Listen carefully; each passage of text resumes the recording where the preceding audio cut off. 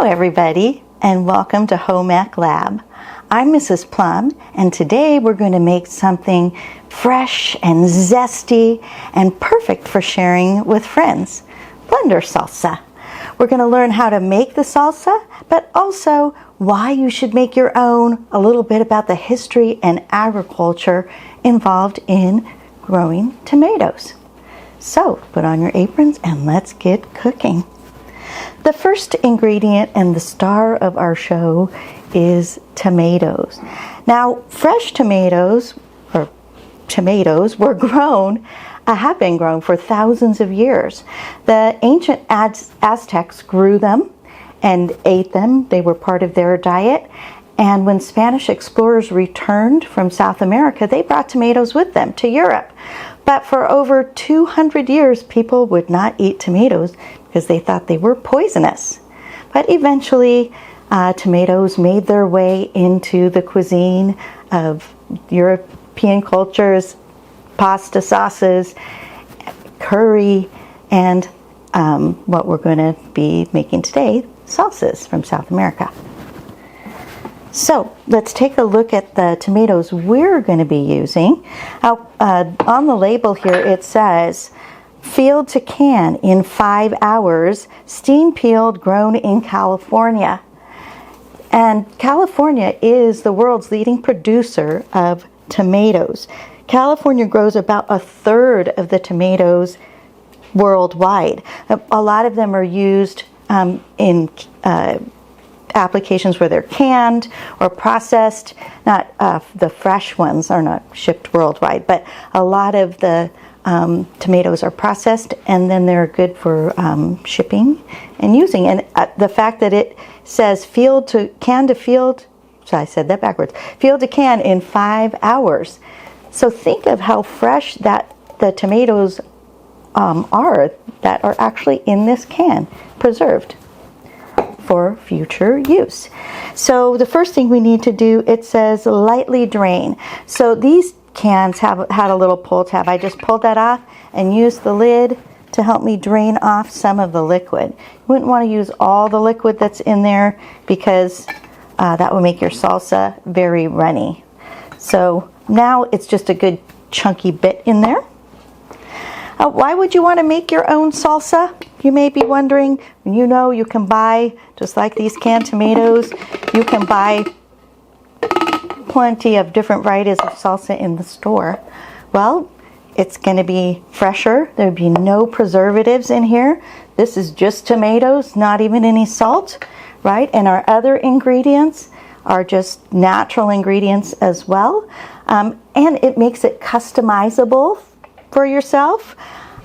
We are using cayenne pepper in ours because it's a little friendlier way to add spice. But if you really like spice, you could add more cayenne than the recipe calls for. You could add some jalapenos in there.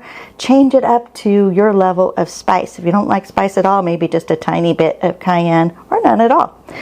Another ingredient that some people like and some don't is this beautiful cilantro.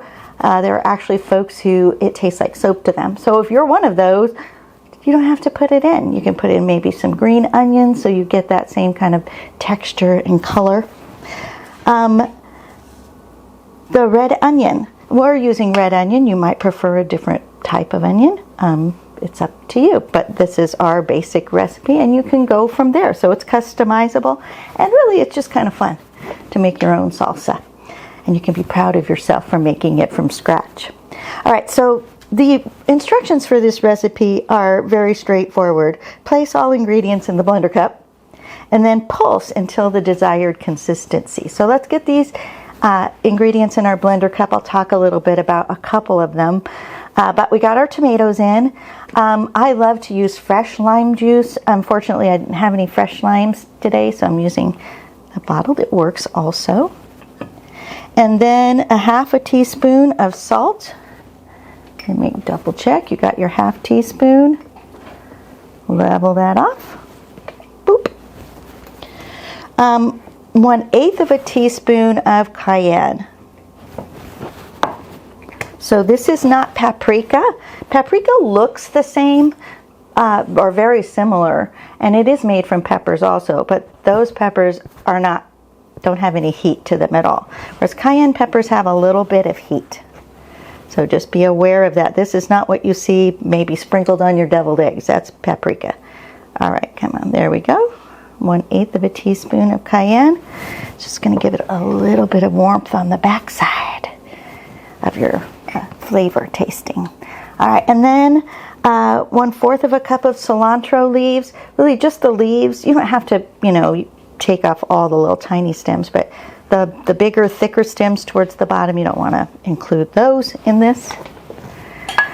All right, and then it says 1/3 of a cup of red onion. So I want to show you a little bit about chopping your red onion. You don't have to worry about getting it super small because we are going to blend it, but you want to chunk it up a bit so that you don't have you don't have to over blend in order to get your onion in the size pieces you want. So I've already used part of this onion, so it has a nice flat area.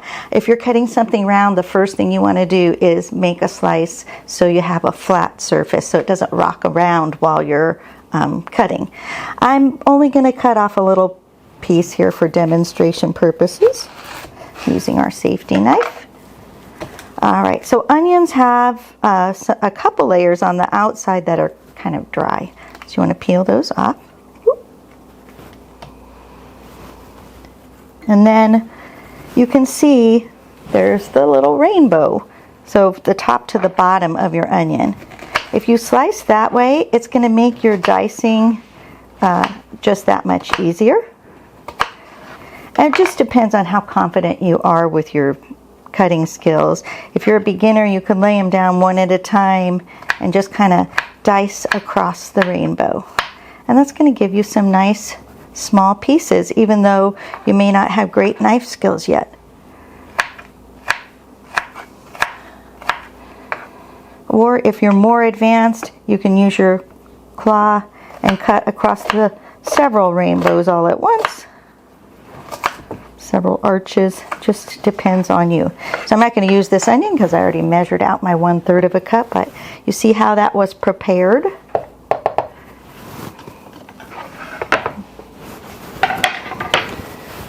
And then it says 1 clove of garlic grated.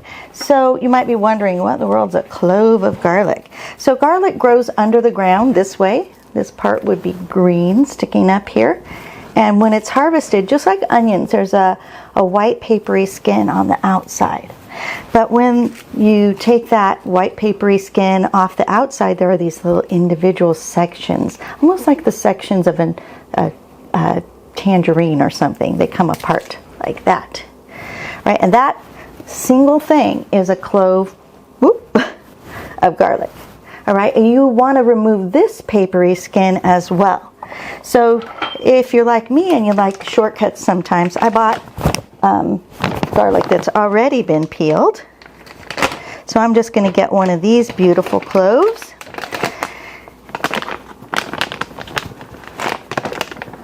And I'm going to use my little grater.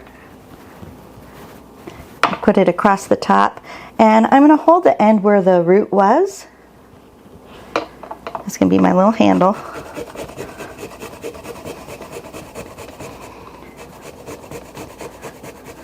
Just be careful not to grate your fingernails. All right, so I can't really hold that anymore.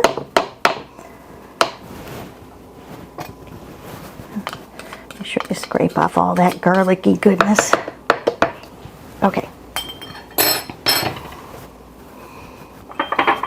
All right, so we've got our lime, salt, cayenne, cilantro, red onion, and garlic. So now we are ready. We're using, and this is like a single serving type of blender. And so the blade gets twisted on this way. Some other blenders, like the pitcher style, the blade is in the bottom. You would already have that on before you put your stuff in. But I'm demonstrating with this one today. So if you're twisting on this blade assembly and it's not going on, don't force it. That means you don't have it aligned correctly. So back it up and keep going. It should go on that easily. All right. So you can see on the base of this cup, there are little tabs, and you need to line those up with the notches here on this blender. Now, this blender does not have an on-off button. If you're using the pitcher style, it will, and it will have a button also that says pulse. And our directions tell us to pulse until it's the desired consistency. You don't want to just hold it down because you're going to end up with tomato sauce. So line up the tabs, and we're going to pulse just like your heartbeat or your pulse. Boom, boom, boom. Then we're going to check. You're going to be surprised how quickly this can happen. On your blender, pitcher blenders, you just need to pulse that pulse button. That will create the same effect. All right, here we go. I think. There's one.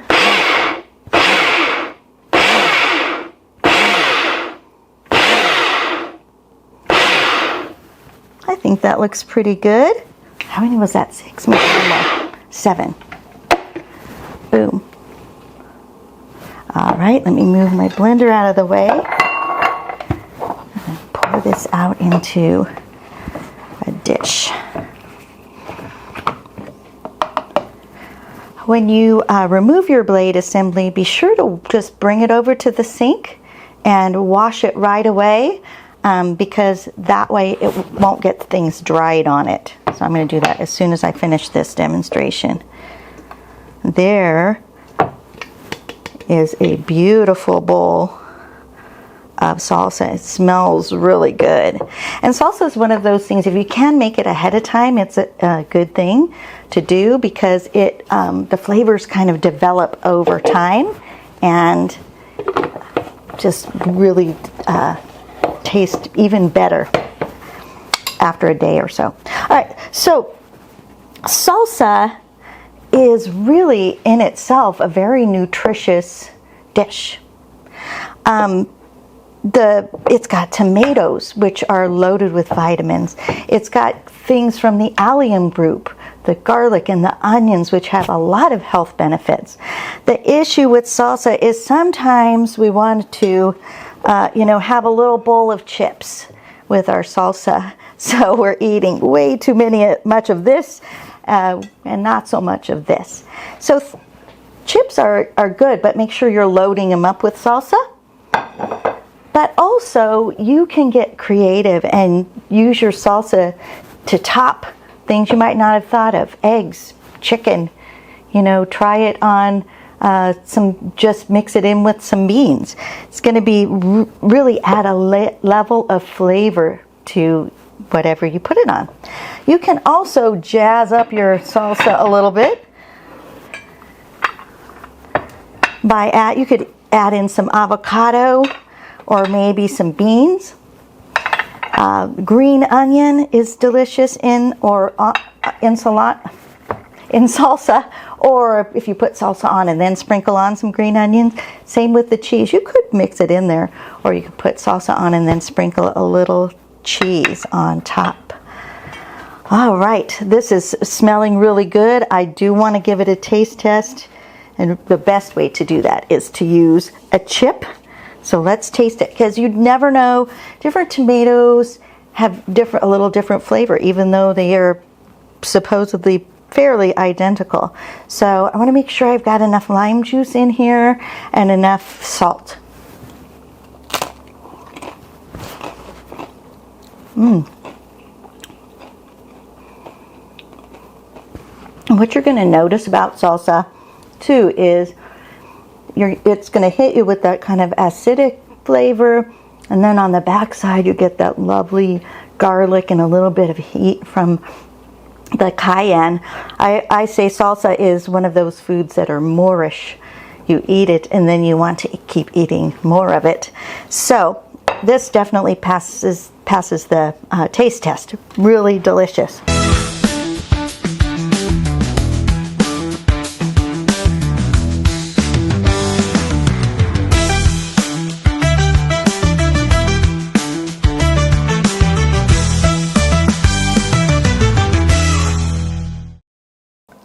Hello everybody, and welcome to Home Ec Lab with me, Mrs. Plum. Today we're going to be making something that is tasty and crispy and totally craveable chicken nuggets.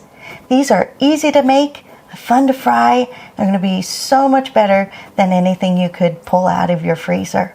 We'll also be taking a bite out of food history by exploring a little bit about one of the oldest and boldest spices known to man, garlic.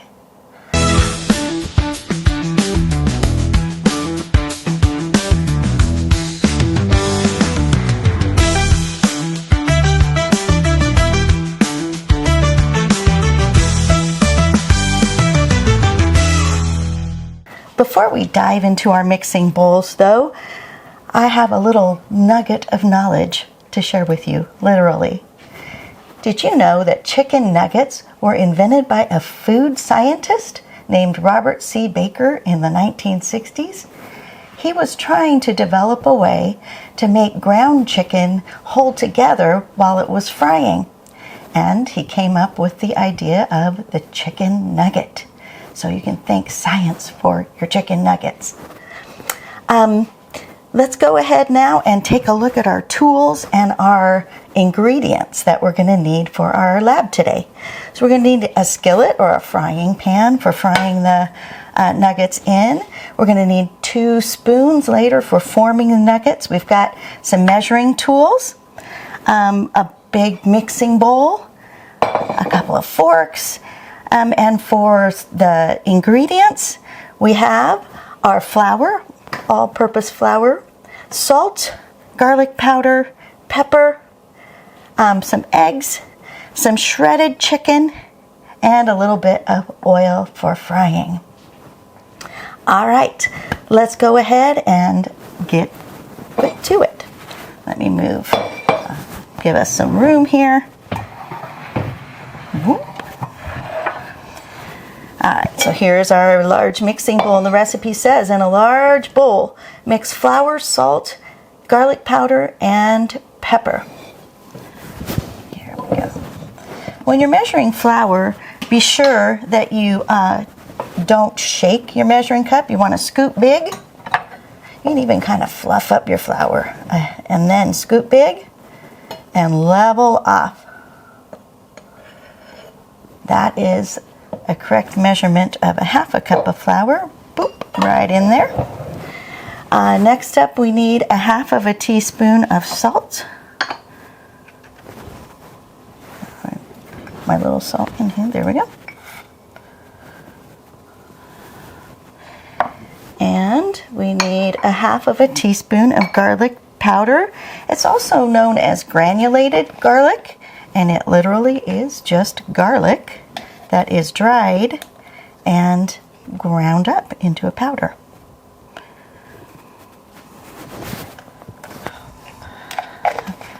And then we need our pepper. A little bit less of that. Right, so far our ingredients, the flour is what's going to bind the chicken together, make it form into the nuggets. The salt is going to enhance flavor. The pepper is going to give it a little kick. And the garlic, well, the garlic is our next fun fact. Did you know that ancient people, Chinese, Greeks, Egyptians, valued garlic not only for its flavor, but for its healing properties? Garlic contains an ingredient called allicin that is helpful in fighting bacteria. So there you have it. And one of our oldest and boldest seasonings has good medicinal purposes. All right, so we've got our dry ingredients in there. Now it says beat the eggs in a small bowl and add to the flour mixture. So here's my small bowl. Often when you're cooking and you're going to add eggs, it's a good idea to crack them into a separate container in case you get any shells in there. Here we go. 1 and 2. Okay.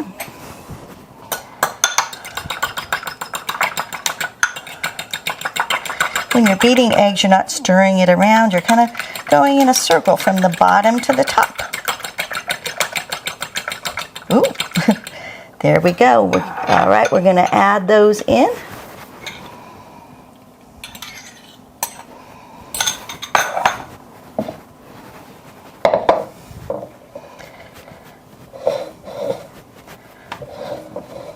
All right, next up is the chicken. We're going to mix this until it is a smooth batter. We shouldn't see a bunch of lumps and dry ingredients separated in there.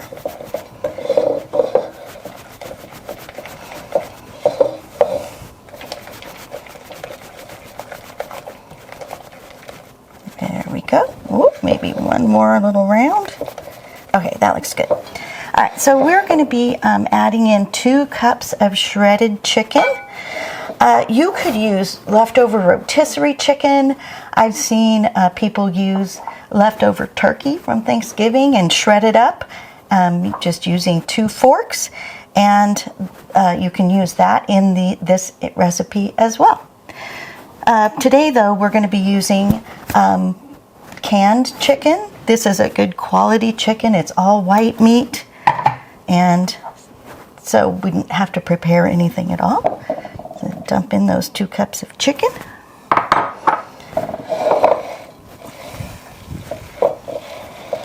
And keep stirring around, kind of stir and mash it down a little bit. That's going to help make sure all the pieces of chicken are coated with the batter. Look at that, it's forming one nice lump of chicken nugget mixture.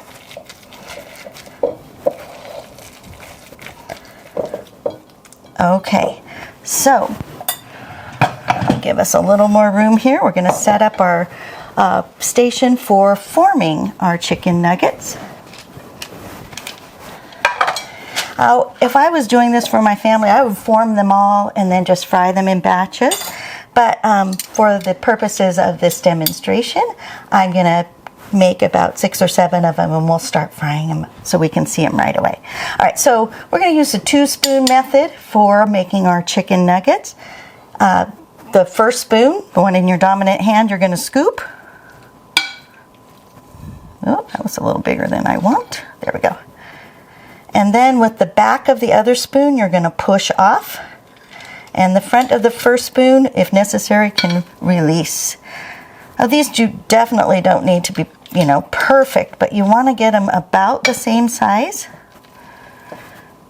so that they cook evenly. So scoop. Whoop, that one kind of fell apart. There we go. Scoop, push, and release. I can get maybe 2 more. Scoop, push, and release. Scoop, push, and release. All right, so we're going to take a break from that for a minute and get our frying pan ready to fry these first 6. So I'm going to drizzle in a little oil. You don't really have to measure your oil when you're going to use it for frying. Just drizzle some in the pan. The recipe says vegetable oil. I'm using olive oil today. Whatever oil you prefer would work just fine for this. All right, so and then it says heat it in the skillet over medium heat. So I don't know what number that is on your cooktop, but I think for mine it's about 7. Come on. All right, that's about halfway around. So while this is heating up, you want your oil to look shimmery, not be smoking. That means you got it too hot. You need to back off the heat a little bit. But while that's heating up, I'm going to use my spoon and kind of form my nugget. So I don't have any like random pieces sticking off. Again, they don't need to be perfect. But you don't, it's better if you don't have little stray strands of chicken sticking out. It'll be easier to manage.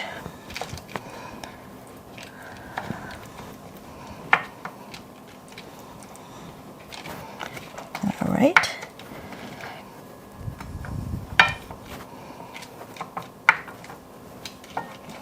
Okay. And over on the side there, I have already prepared a plate that's got paper towel and some tongs. So once these are done frying, I'll put them on the paper towel to drain off some of the oil. All right, let's take a look. Ooh, it doesn't like it when I do that. So let's try one and see. If it is ready, it will sizzle when you put it in the pan. If not, just wait until it starts sizzling and then you can add in more. I'm going to use my spoon. You can use your spatula or something, whatever you're comfortable with. For me, it seems to work to use the spoon. You can press it down a little bit, reshape. Right, I don't quite see a sizzle just yet.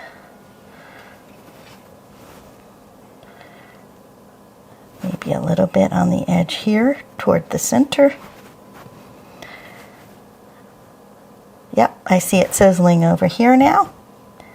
So that tells me we are ready.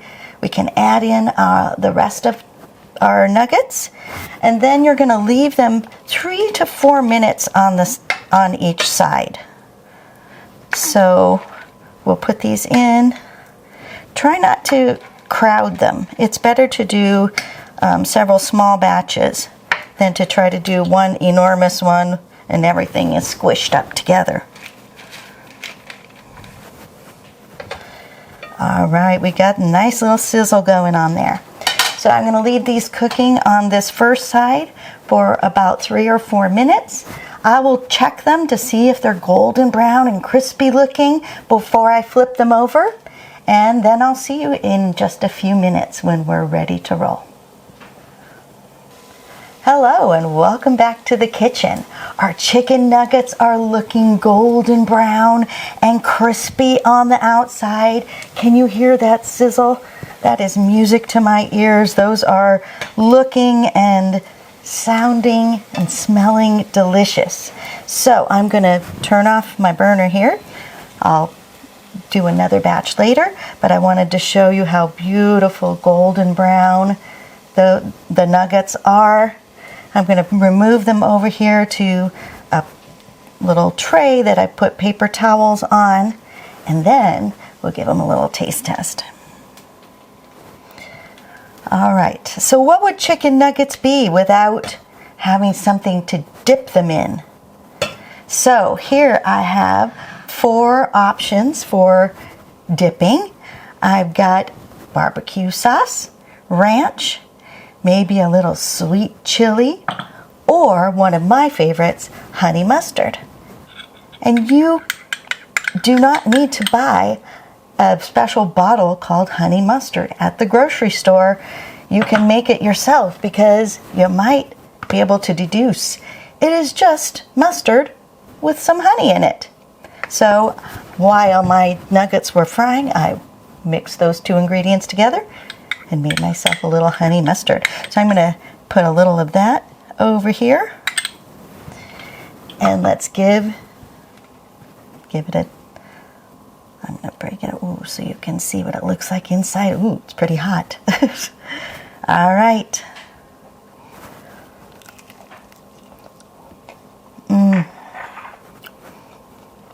Crispy and savory. I can taste the garlic in there. So delicious. Yum.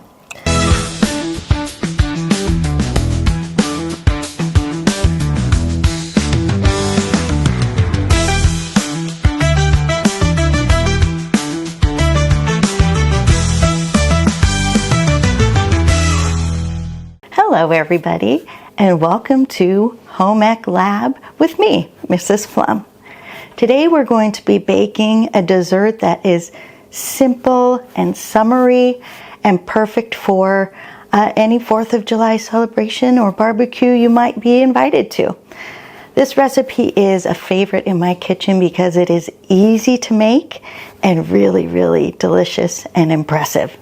So let's get started by looking at our ingredients, making sure we have all the tools we're going to need to do our baking today. For this recipe, we're going to need 1 cup of sugar. So go ahead and get that ready. We're going to need 1 cup of self-rising flour.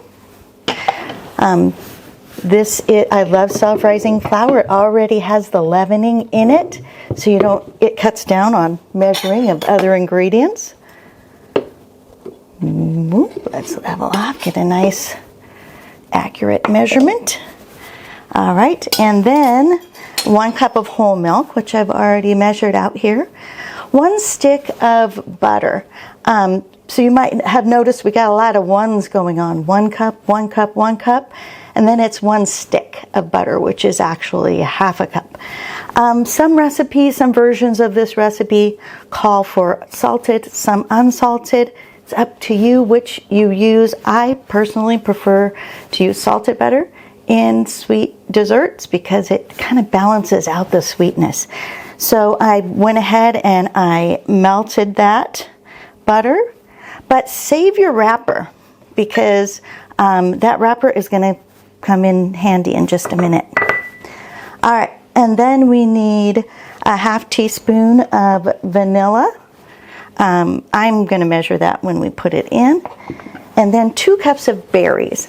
Now, a little bit about the berries. So you can use a variety of fruit, but we're going to be using, because we want to kind of focus on the red, white, and blue aspect, we're going to be using strawberries and blueberries.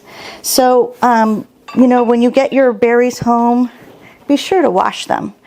In a little sieve like this, you can dump them in there, wash them. And I've already got just about a cup of strawberries sliced up here, but I want to show you a little trick for hulling your strawberries, removing this part and the kind of spongy part that's inside. So you just get a straw, disposable straw. I kind of cut the end slanted and then push it up and through, and voila, look at that. You've just hulled the strawberry. Now, some people who are beginning bakers or cooks might be a little intimidated by cutting something. Strawberries are a very user-friendly fruit. All right, they're super soft. You could even use like a butter knife to cut them. I'm using a little rounded tip kind of steak knife. I would just slice this in half and then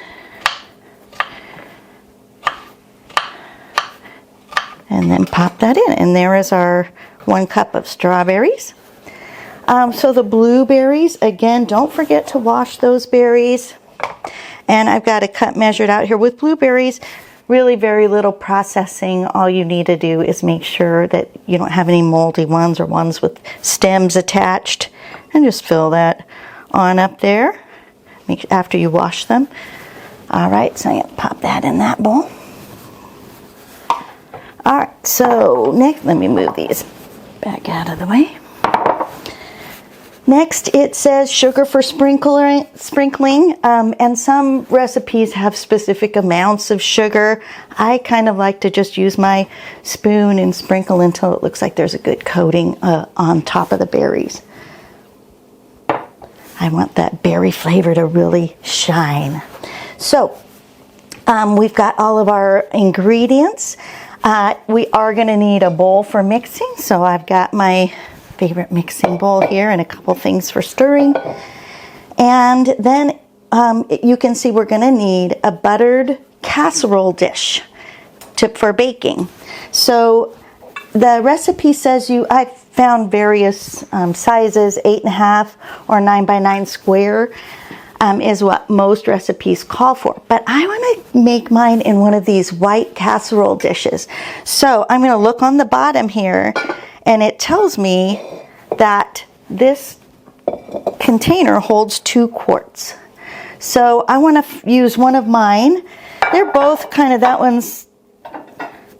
either one would work, because on the bottom here, this size tells me this is 1.8 liters, which is just about 2 quarts. So I'm going to go for this one because I want it to be a little deeper rather than more shallow.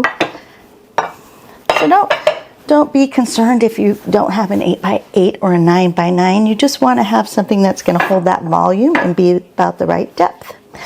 One final little bit of prep before we actually start mixing, and that is to preheat your oven. So I'm going to preheat my oven to 350, and it should be hot and ready to roll when we're ready to put our cobbler in. Cobbler, by the way, is a word that was used by the early settlers, American settlers, who they wanted a dessert, and they just used whatever fruits were in season, local, and they would cook them up a little bit, put them in a pan, and put dollops of biscuit dough on the top. And when that baked, it looked kind of like a cobblestone walkway, and thus we have the term cobbler. And cobblers have been around in the United States for a very, very long time. They were made, the first recipe was in the 1800s, written in a cookbook. So let's get started. The first step says to combine the sugar and self-rising flour in a mixing bowl.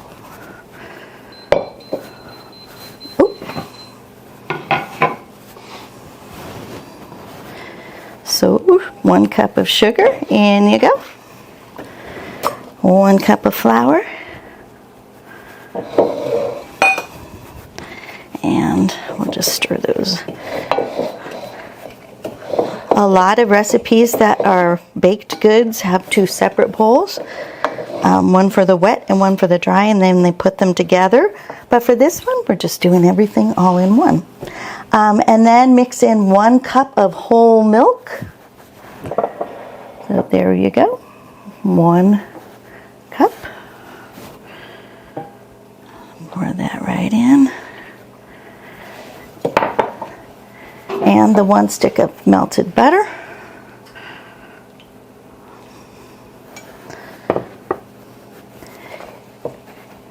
And we'll put the vanilla in as well.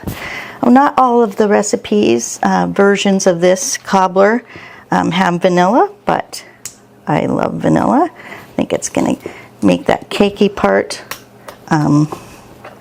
have a delicious flavor to it. There's a ½ teaspoon.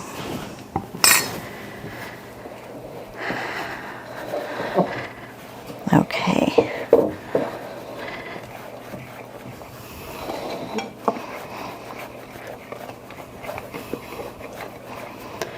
So it's going to be kind of about the consistency of pancake batter, cake batter.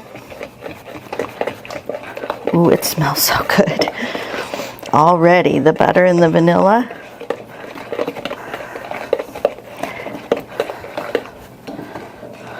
And if you wanted, you could add even a little cinnamon or fall spices if you're making one with peaches. That would be delicious. Okay, so now we're going to need to prepare our casserole dish. Remember that paper I told you to save? Here we go. This is how we're going to butter up our casserole dish.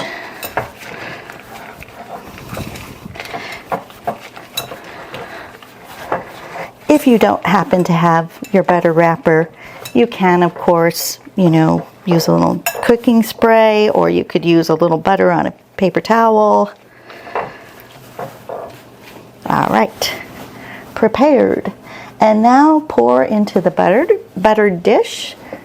All right, I'm going to use my scraper so I can get every last bit.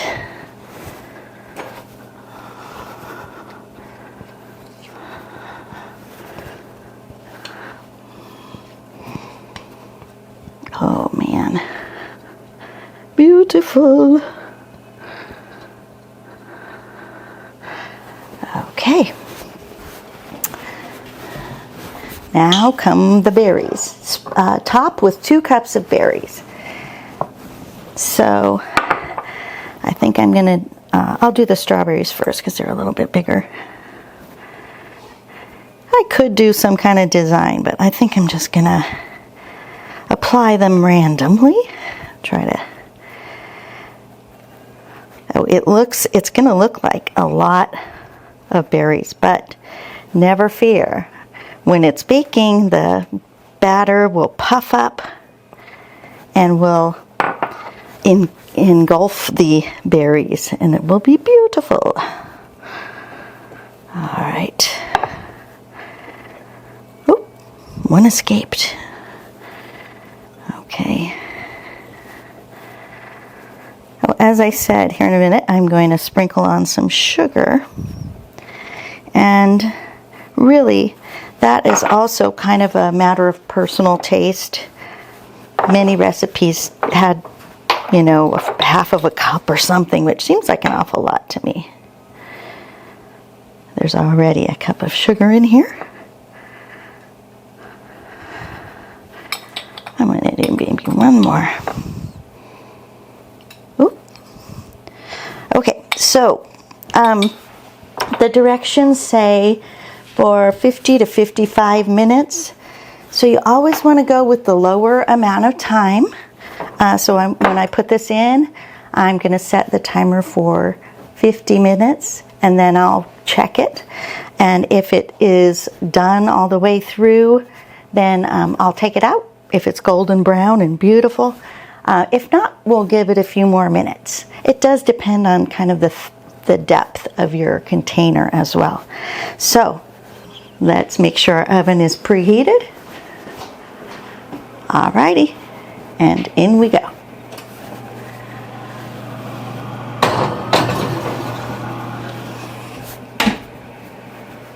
Okay. Oh, timer. I like to use the timer on my watch. We'll go 50 minutes. And there we go. I'll see you back when the cobbler is baked. We'll see how it turns out. Hello, welcome back to Home Ec Lab with Mrs. Plum. Our beautiful cobbler came out of the oven about 10 minutes ago. The crust is deliciously golden brown. Listen to that. And the berries are all bubbly. It smells like butter and vanilla in here. So I brought it out and let it sit for about 10 minutes to just finish its cooking and the berries to cool off a little bit so you don't burn your mouth. And I'm ready to dig in and see what it looks like here. So here we go. Ooh, yum. Oh, that's beautiful, all cakey. You can see that steam coming up. I like these little crispy edges too. All right. Now, traditionally, I think cobbler is accompanied by something like ice cream or whipped cream. So today, I'm going to put on some whipped cream.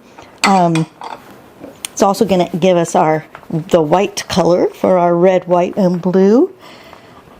You can make your own whipped cream by just buying whipping cream, but today I'm just using the kind that comes already whipped in the can. And then, if you want to add a little extra for the festivities, you can put a little flag toothpick in. Oh, I know this is going to start melting pretty fast because it's hot. Ooh. Ooh, there you go. Look at that. Beautiful. Oh, let's give a taste.